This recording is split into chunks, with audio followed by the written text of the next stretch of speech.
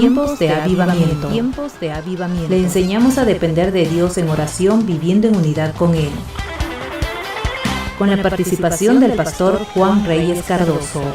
Este programa es un aporte de Centro de Oración para las Naciones. Bienvenidos.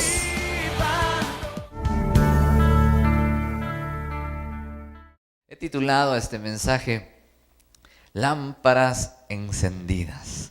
Aquí en este pasaje nos muestra que en el lugar donde se reunió la iglesia habían una gran cantidad de lámparas en un aposento donde ellos estaban reunidos. Y en la antigüedad las lámparas en la vida cotidiana de antes eran vasijas que contenían aceite y se prendían para dar luz. Actualmente nosotros tenemos la electricidad, incluso ahora tenemos focos LED, que son lo último en tecnología, ¿no? Y consumen poco. En la antigüedad ellos necesitaban el aceite para que su lámpara esté encendida. ¿Amén? Ahora, y aquí viene un significado simbólico que da la palabra a cada creyente. Que cada creyente es como una lámpara que proporciona luz a este mundo. Jesucristo dijo, ustedes son la luz y somos luz en medio de las tinieblas. Cada hombre, cada mujer es una vasija que proporciona la luz de Cristo. ¿Cuántos dicen amén? Ahora, lámparas encendidas son símbolo de fe, son símbolo de interés, de amor. Jesucristo muchas veces en algunas partes en la Biblia habló de personas que tenían lámparas. En el caso de una parábola que es de las vírgenes, habían las vírgenes sensatas y las insensatas que esperaban al novio. Entonces dice que las sensatas se habían provisto de más aceite para sus lámparas, pero las insensatas habían descuidado este pequeño detalle y cuando de pronto escucharon que ya venía el novio y las insensatas no tenían aceite.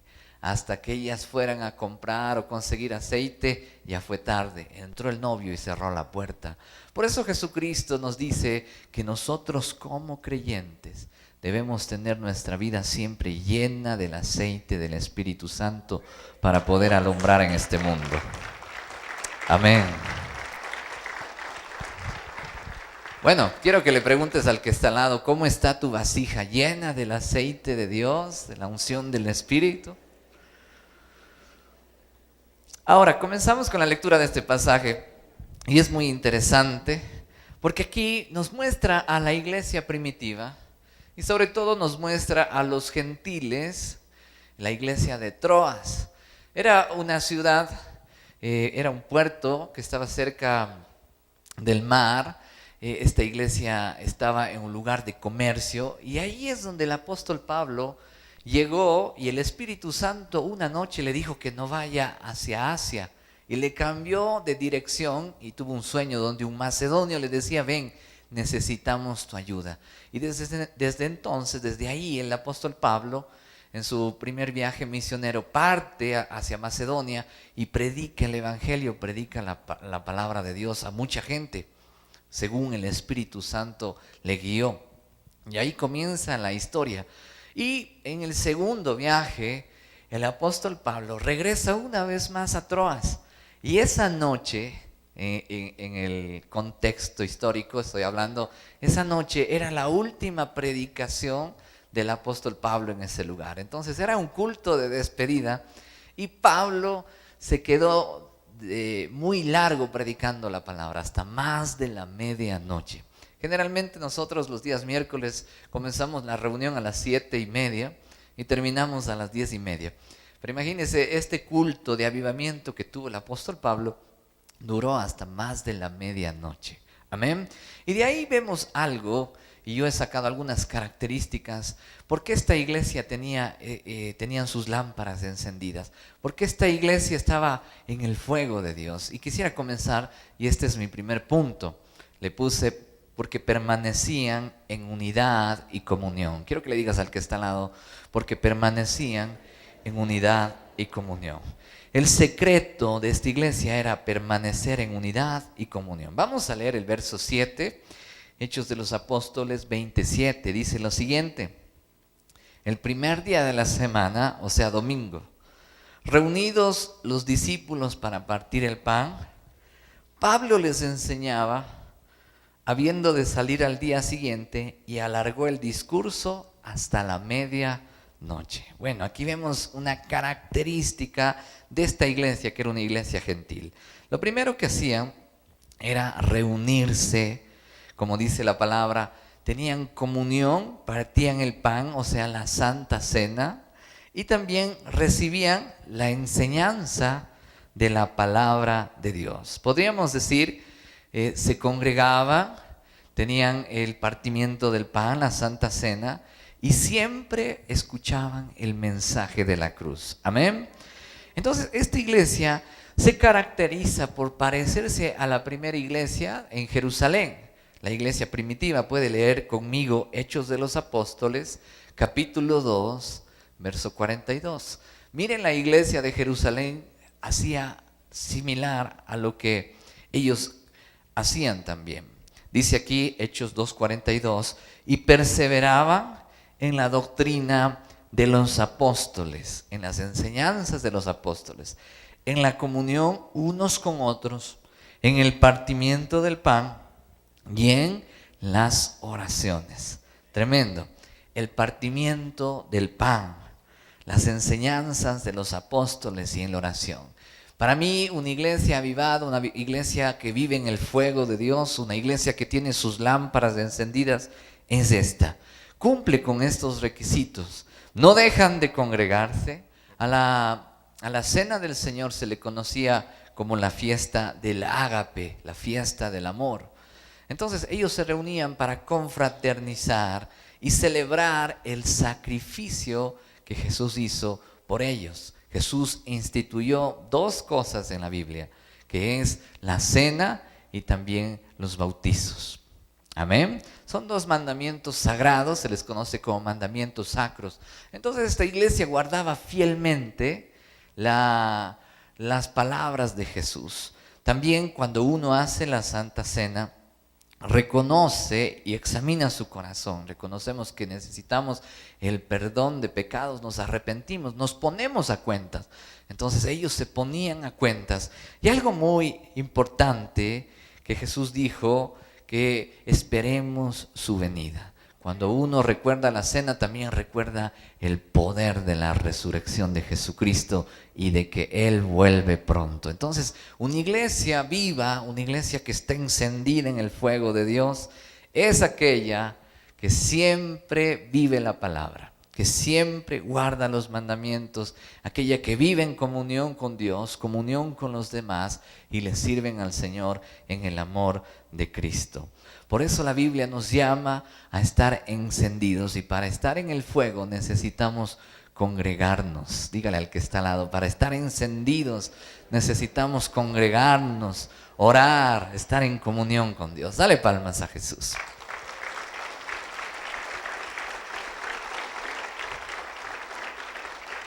Y aquí viene mi punto número 2. Puede leerlo en la pantalla. Permanecer encendido. Esta iglesia permanecía encendido. Permanecían en el fuego del Señor. No se apagaban. Vamos a leer el verso 8. Y había muchas lámparas en el aposento alto donde estaban reunidos. En pocas ocasiones la Biblia nos muestra tantos detalles como en este lugar. El aposento alto era un segundo lugar. No era el aposento alto de Jerusalén, era el aposento alto del puerto de Troas. Era un lugar donde habían gentiles también en la iglesia. Y ahí la Biblia especifica que habían muchas lámparas. ¿Estaban apagadas? No, estaban encendidas. ¿Sabe lo que nos está diciendo la palabra de Dios? Que había mucha gente que estaba llena del Espíritu Santo.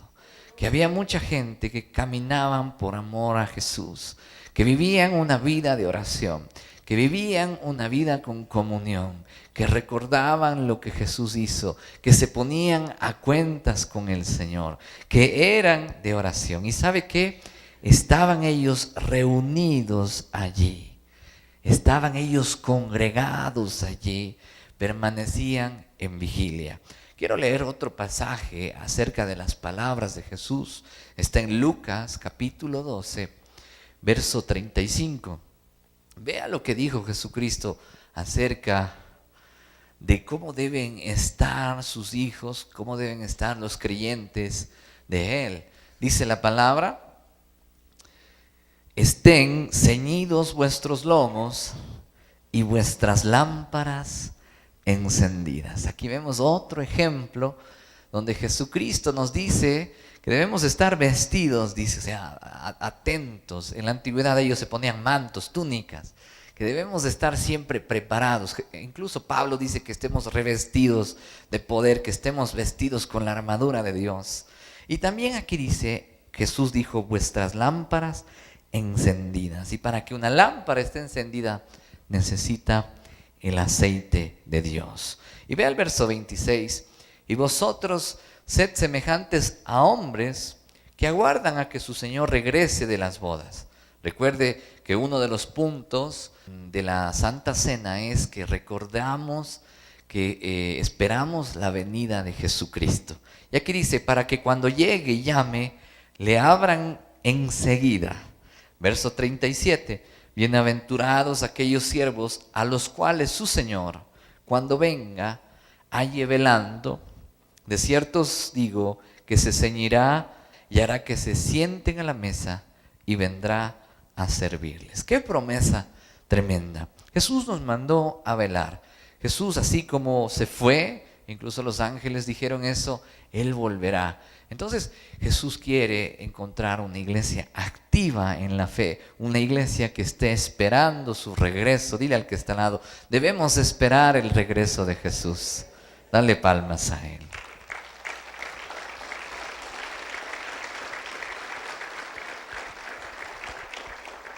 Ahora, en estos pasajes, y son palabras de Jesús, nos dice que hay una bienaventuranza aquí.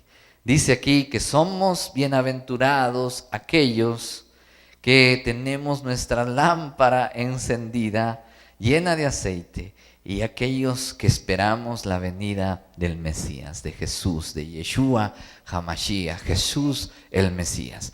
Entonces, es bienaventurado aquel que no ha bajado la guardia, aquel que ha permanecido en el fuego. Amén. Yo sé predicar sobre un avivador, el avivador de Gales. Decía, yo he metido mi mano en el fuego y estoy esperando una señal. O sea, estos hombres, estos avivadores que han existido en toda la historia, el secreto de ellos no era la publicidad, no era la fama, era que estaban en constante comunión con el Espíritu de Dios. Si hay algo que debe hacer una iglesia para ser una iglesia que impacta naciones, que impacta ciudades, es estar en constante conectada con el Señor, en constante comunión con el Espíritu Santo. Dale palmas a Él, amén.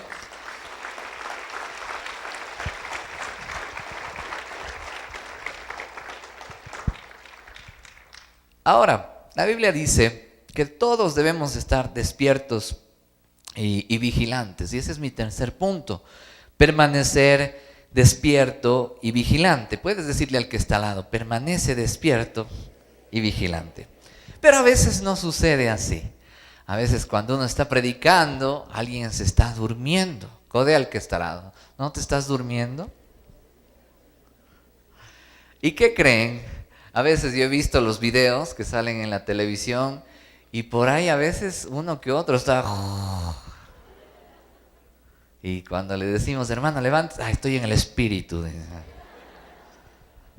Pues en la palabra de Dios hubo un joven, imagínense, a veces ya los mayorcitos se duermen, ¿no? Pero un joven que se estaba durmiendo. Y vamos a leer el siguiente versículo para que vean que en esa época también había tibieza espiritual. En el verso 9, Hechos 29, dice que en esa reunión de avivamiento había un joven que se llamaba Eutico, que estaba sentado en la ventana. Y dice lo siguiente, rendido de un sueño profundo, por cuanto Pablo disertaba largamente, vencido del sueño, cayó del tercer piso abajo y fue levantado muerto. Bueno, impresionante lo que describe la palabra. Y era joven, pero estaba con sueño, estaba en una tibieza, estaba en un letargo. Lo primero que voy a hablar era de su nombre. Su nombre es Eutico. Eutico significa afortunado. Dígale al que está al lado. Eutico significa afortunado. Ya sabes cómo se llaman todos aquellos que se duermen en el culto. Sí, cuando ve a alguien durmiéndose le dice: Eutico, despierta, si no te mueres. Bueno, dice que estaba sentado en la ventana, pero tenía un sueño profundo. Pienso que esto es algo espiritual, porque la Biblia lo llama el sueño espiritual. Vea lo que dice la palabra en Primera de Tesalonicenses, capítulo 5, verso 6. Ahora todos están despiertos. ¿Cómo cambia la palabra de Dios, ¿no?, a las personas?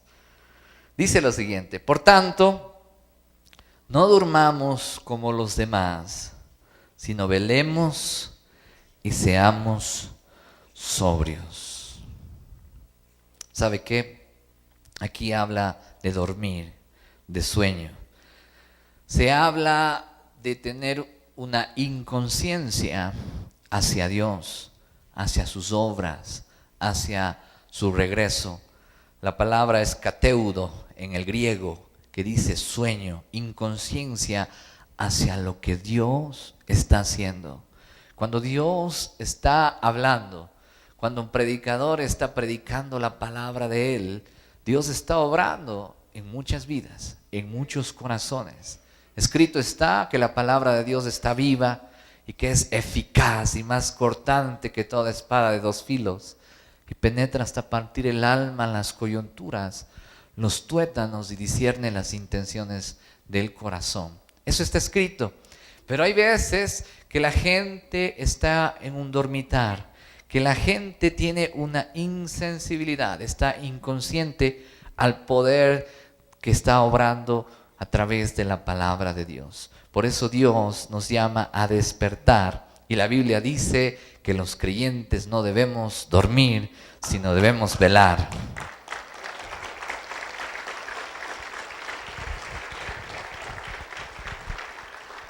Ahora, busque usted en la palabra, haga un estudio sobre aquellas personas que se quedaban dormidas. Generalmente nos quedamos dormidos por cansancio y podemos decir: sí, yo quise el día de ayer, anoche, orar y comencé, y a los 5 minutos me quedaba dormido. Y la Biblia amaneció aquí, pastor, me quedé dormido. Pero también la Biblia habla de este letargo que no viene de Dios. La Biblia dice que debemos despertarnos. En algunas ocasiones, en algunos pasajes podemos ver a hombres y mujeres de Dios que se quedaron dormidos. Así que no se asuste. Por ejemplo, en el día en Getsemaní, ahí pueden ver el gráfico, cuando Jesús estaba cerca de ser entregado por Judas y ya venía la tropa de los romanos, venían a arrestarle. Jesús les dijo a sus discípulos: velad y orad, velen y oren. ¿Y qué sucedió con Pedro y con los demás discípulos? Se quedaron dormidos por 3 ocasiones. Y Jesús les dijo: velad y orad para que no entréis en tentación, porque la carne es débil, pero el espíritu siempre está dispuesto. Y yo recordé algo sobre alguien que también se durmió. ¿Y sabe qué? Se durmió en un momento donde debía declamar, así como los discípulos. No había otro momento tan importante en el cual ellos debían declamar. Era el momento en el que Jesús estaba en el huerto de Getsemaní. Ellos debían orar porque la hora ya había llegado. Jesús les dijo claramente: ya mi hora ha llegado. El Hijo del Hombre tiene que ser entregado. Y ellos estaban con ese letargo. Otro pasaje donde encontré que una persona dormía era en una tormenta tremenda. Y el nombre de esta persona es Jonás. Diga conmigo: Jonás. Jonás, en medio de una tormenta, estaba durmiendo. Estaba en un letargo de esos, tan rico para el mundo, tan rico para la carne, pero no para el espíritu. Vamos a Jonás capítulo 1, verso 5. Dice aquí que Dios le dijo a Jonás que vaya a predicar, y Jonás hizo todo lo contrario. Tomó un barco en dirección contraria, y escuchemos que Jonás era un profeta de Dios, oía la voz de Dios y desobedecía a Dios. Y cuando Jonás se subió al barco, empezó a haber una tormenta terrible. En el verso 5, Jonás 1:5 dice, y los marineros tuvieron miedo, y cada uno clamaba a su Dios, y echaron al mar los enseres que había en la nave, para descargarla de ellos, porque la nave ya se iba a hundir. Y aquí aparece nuestro profeta de Dios. Pero Jonás había bajado al interior de la nave y se había echado a dormir. ¿Saben qué? Cuando dice aquí la palabra que estaban echando todos los enseres, es que sí había peligro. La nave estaba al borde del colapso, iban a naufragar. Quitaron el sobrepeso para que pudiera salvarse la embarcación. Y de pronto todos empezaron a clamar a su Dios. Todos eran paganos. Interesante este versículo. Todos eran paganos. Todos estaban clamando a su Dios. Y el que se supone que tenía el Dios verdadero, ¿qué estaba haciendo? Durmiendo. Y hay situaciones donde nuestra familia, nuestro hogar está pasando crisis tremendas, tormentas tremendas, y el que debería estar vigilando, el que debería estar a la brecha orando, está durmiendo ahí. Ya vienen los acreedores y te van a quitar hasta la cama donde duermes, y el otro está durmiendo ahí. La esposa, los hijos están llorando, sufriendo, pasando necesidades, y la persona que se supone que es el jefe de hogar está durmiendo. Codea al que está al lado, dile, espero no sea tu caso. Pues en esta iglesia de Troas era una noche especial. Era el momento en que el fundador de esa iglesia, o sea, el apóstol Pablo, la iglesia fue levantada por el poder del Espíritu Santo, pero el apóstol era aquel que fue el instrumento para levantar esa iglesia. Venía y iba a ser el último sermón que iba a predicar en ese lugar. Es como decir, es el culto de despedida. Nunca más lo vamos a ver. Y en verdad, a Pablo lo decapitaron en el año 65. Era la última predicación poderosa que se iba a ver de ese mentor de esa iglesia ahí, ese hombre lleno del Espíritu Santo.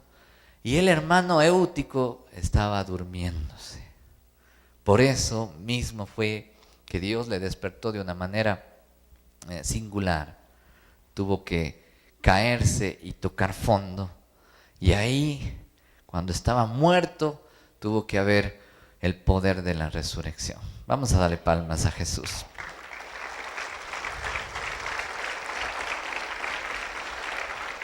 Si usted mira lo que dice la palabra, dice, parecía estar muerto, piensan algunos. En verdad, Lucas era médico. El que está escribiendo el libro de los Hechos es Lucas.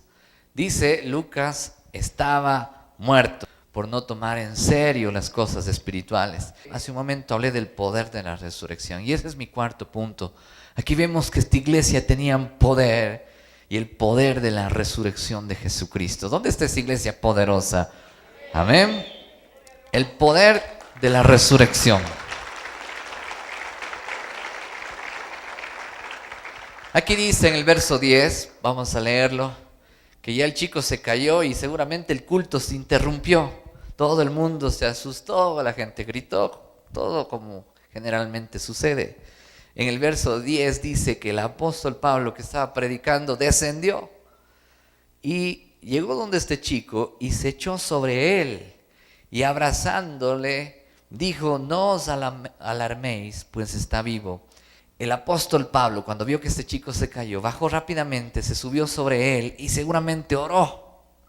La escena podemos ver que está enfocada en el que se cayó, en el que estaba tibio, pero al principio estaba enfocada ¿en quién? En que Pablo estaba predicando, en que las lámparas estaban encendidas. Pues ¿sabes qué? Enfócate en lo que hizo Pablo. Pablo dejó de predicar y bajó donde estaba el chico y lo encontró muerto. Pero ¿saben qué? El apóstol Pablo en su última reunión no iba a asistir a un funeral. ¿Saben qué? Asistió a una resurrección. Porque tomó al chico, oró por él, se puso sobre él como el profeta Eliseo. Y Eliseo en el Antiguo Testamento sopló sobre un joven y el espíritu volvió. Y algo similar dice la palabra de Dios. Que cuando este chico estaba muerto, el apóstol hizo algo similar y dijo, no está muerto, está vivo. Y sabe que esa frase me recuerda a lo que dijo Jesús acerca de la niña. No está muerta, solo duerme, está viva. Y a veces esto nos recuerda a la iglesia de Cristo, que solo duerme, pero el Señor tiene el poder de la resurrección. Y el Señor tiene el poder para resucitar a la iglesia. Amén.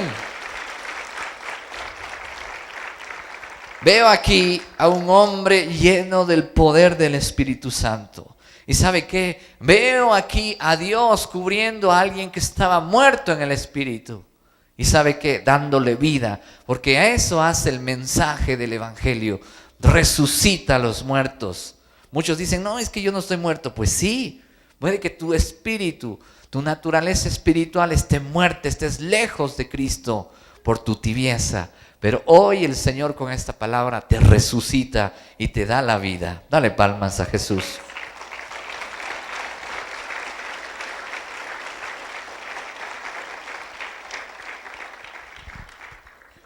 Así como el apóstol Pablo encontró a este hombre, a este joven Eutico ahí muerto, tuvo que dar una palabra de resurrección.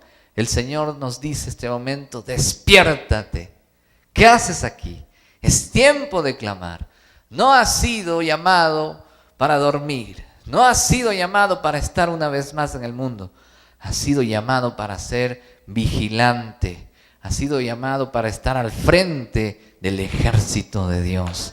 Clama a tu Dios. Amén. Dile, Señor, te doy gracias por este mensaje. Te pido que perdones mis pecados. Dile, Señor, si he estado durmiendo, si he estado en tibieza, te pido que me perdones. Hoy escucho la voz del capitán que me dice, despierta y clama a tu Dios. Yo clamo a ti, dile, Señor, y te pido el poder de la resurrección. Te pido que me llenes con tu Espíritu Santo y que hagas de mí una persona diferente. Dile, Señor, que yo pueda ser una lámpara encendida que alumbre a muchas personas. Gracias te doy porque con cuerdas de amor me atraes hacia ti. Recibo tu perdón y tu dirección. En el nombre de Cristo oro. Amén y amén. Gracias, Señor. Gracias, Jesús. Tiempos de avivamiento.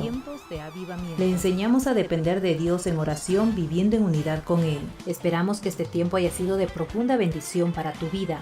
Estuvo hoy con ustedes el pastor Juan Reyes Cardoso. Este programa es un aporte de Centro de Oración para las Naciones. Nuestra dirección es Avenida 10 de Agosto 303 y Ricardo Muñoz Dávila. Para mayor información, comunícate a nuestro teléfono 2814-459. Nos puedes encontrar en Facebook como Centro de Oración. Te invitamos a nuestras reuniones. Miércoles, 19:30, culto de sanidad, milagros y ministración de la palabra. Sábados, 15:30, reunión de jóvenes. Domingos, 8:30 y 11 a.m., cultos de celebración, ministración de la palabra, sanidad y milagros. Te esperamos.